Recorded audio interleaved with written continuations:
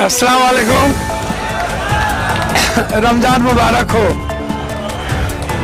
पहले इस देश के सनातन को मानने वाले के करोड़ों लोगों को बधाई। उन्होंने होली में नफरत को खत्म कर मोहब्बत को जिंदा कर दिया और इनकी साजिश बेनकाब हो गई। ये मैं दिल की गहराइयों से कह रहा हूं। इसीलिए मोदी जी से एक आग्रह है, मैं ज्यादा नहीं कहूँगा। अभी लोग कह रहे थे कि ये राजनीतिक प्रोटेस्ट है। मैंने कहा मंडल का भी प्रोटेस्ट था, कमंडल का भी प्रोटेस्ट था, बीना आंदोलन था, जाट आंदोलन था, गुजरात आंदोलन था, गुजर आंदोलन थे, आरक्षण आंदोलन हुए। सभी तरह के विचार और आजादी से जीने के लोगों के लिए जब हमारे ही देश में संविधान से ऊपर कोई व्यक्ति और कोई शासन हो जाए तो मरता क्या नहीं करता। हमारे पास मरने का जज्बा है। मैंने बार बार कहा है कि जहां रोशनी है वहां अंधकार नहीं है, और जहां अंधकार है वहां रोशनी नहीं है। जहां डर है वहां इस्लाम नहीं है, जहां इस्लाम है वहां डर नहीं। मैं बहुत बात नहीं कहूंगा क्योंकि फिर कोई कुछ हो बोल देगा मेरे बारे में, बोलेगा हम मुसलमान की भाषा अच्छी बात करते हैं और सच्चाई के साथ बोलते हैं, भीतर कुछ भी नहीं रहता। मुद्दों पर चाहे एसटी एससी का सवाल हो, मैं हमेशा कहता हूं मोदी जी को मुसलमान से नफरत नहीं है। अरब में जाके वो सिर झुकाते हैं, महबूबा साहब से वो मोहब्बत करते हैं, गल्फ कंट्री से वो भीख मांगते हैं और बांग्लादेश से माफी मांगते हैं, और हिंदुस्तान के मुसलमान से इतना मोहब्बत करते हैं कि वो अपनी सियासत को जिंदा रखते हैं। वो कुछ नहीं बिगाड़ सकते किसी का, या पप्पू यादव या कोई। एक चींटी भी एक छोटा सी जाति है, उसको भी कोई कुछ नहीं कर सकता। देखो मैंने बार बार कहा कि कोरोना आया, लोगों ने कहा साथ साहब ने कोरोना ले आया, तो मैंने कहा औकात थी तो गिरफ्तार काहे नहीं कर लिया। आज तक क्यों गिरफ्तार नहीं हुए? इसीलिए आपके जो मुद्दे हैं, चाहे जितने मुद्दे होते हैं, एनआरसी हो, सीए हो, कुछ भी हो, एक जो मेरी समझ है सच्चाई के साथ मैं सदन में मजबूती के साथ सड़क से लेकर सदन तक उठाता हूं। आप बेफिक्र रहें, मेरी हैसियत जितनी है आपके अधिकार और आपकी खुशियों के लिए पप्पू यादव पहला शख्स होगा जो कुर्बानी देने के लिए तैयार होगा, उसमें कमी नहीं होगी। इन्हीं शब्दों के साथ पुनः रमजान की ढेर सारी शुभकामनाएं। आप सबको मुबारकबाद। हमारे बीच धर्मेंद्र भाई, पूरा सपा यहाँ बैठे हो, मैं धर्मेंद्र भाई और पूरे सपा की टीम को भी बहुत बहुत बधाई। धन्यवाद।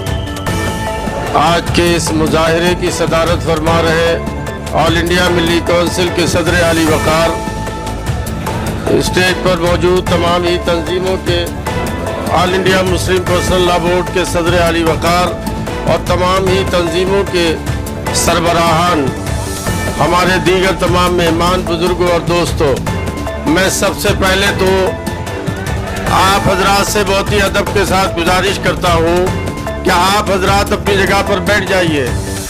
देखिए, अदब के साथ रहना, बावकार तरीके पर रहना, मुनज़्ज़म रहना पहली शर्त है किसी भी एहतिजाज के लिए। आपके दरमियान में जो आवाज़ें आ रही हैं ये मुनासिब नहीं है। आप बात सुनिए, लोगों की सारी क़यादत आपकी जमा है और 10 मेंबरान पार्लियामेंट आपके बीच में आपकी बात कहने के लिए आए हैं। अगर आप डिस्टर्ब करेंगे या डिस्टर्ब होंगे तो इस धरने और मुजाहिरे का वक़ार जो है वो मुतासर होगा। रमज़ान शरीफ का महीना है, अपनी जगह संजीदगी से बैठिए और हम लोगों की सबकी बात सुनिए और उसका पैगाम लेकर के जाइए। अजीज़ों और दोस्तों, मैं सिर्फ 2-3 बातें आपके दरमियान में अर्ज करके आपसे गुजरता हूँ कि पिछले बहुत दिनों से, कई सालों से इस मुल्क के सामने बहुत से गंभीर चैलेंजेस और मसाइल हैं और हम लोग उससे लगातार जूझ रहे हैं। اور جو حالات ہیں جن کو ہم فیس کر رہے ہیں اس سے آپ اچھی طرح سے واقف ہیں.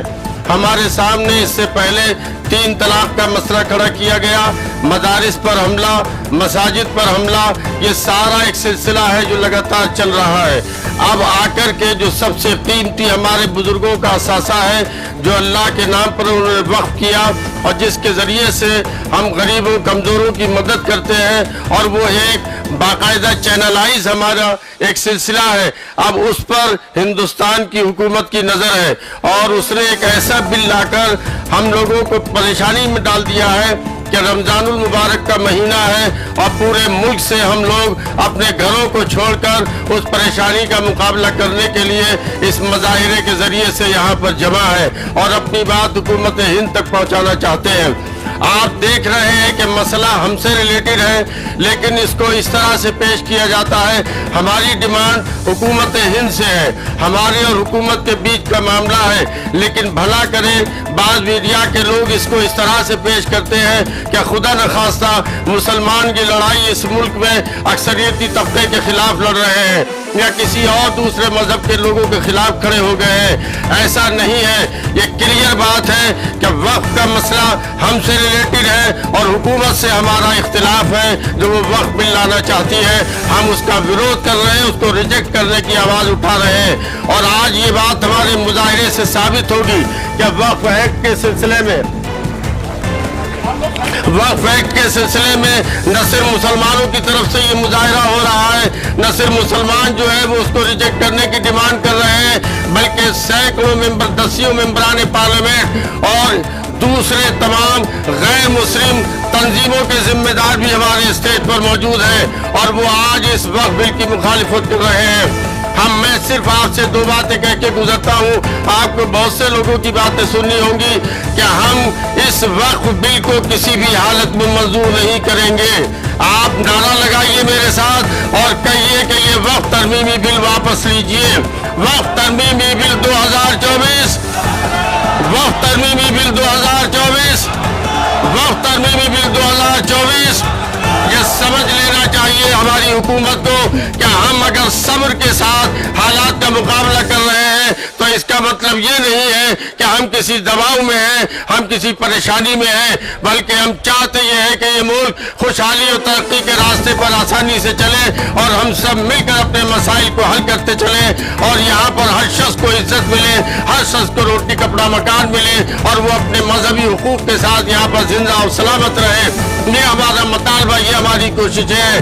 آج کا یہ مظاہرہ آپ کو ایک نیا پیغام دے گا اور لگتا یہ ہے کہ اگر یہ بل واپس نہیں ہوا تو ہمیں جمہوری انداز میں پرامن طریقے پر دستور کی روشنی میں رہ کر اپنی لڑائی کو لمبے طریقے پر لڑنا پڑے گا. لیکن میں ایک پیغام چند شعروں کے ذریعے آپ سے کہہ کر کے ہٹتا ہوں کہ ہمت اور حوصلے کے ساتھ رہیے. یہ بات جو اڑائی جاتی ہے کہ ہم کمزور ہو گئے, ہم ڈر گئے, ہم خوفزدہ ہو گئے, ایسا کچھ بھی نہیں ہے. میں اعلان کرنا چاہتا ہوں اور کہنا چاہتا ہوں اور آپ کے درمیان یہ پیغام چھوڑنا چاہتا ہوں کہ اسی خاک سے, اسی زمین سے ابھرتے چلو, بڑوں دلیروں اندھیروں سے جنگ کرتے چلو. سسکتی رات کا سانچہ پگھلنے والا ہے اور سحر قریب ہے, سورج نکلنے والا ہے. انشاءاللہ تعالی حالات بدلیں گے اور ہم اس ملک کو صحیح راستے پر, صحیح دشا پر لے جانے میں کامیاب ہوں گے. بہت بہت شکریہ.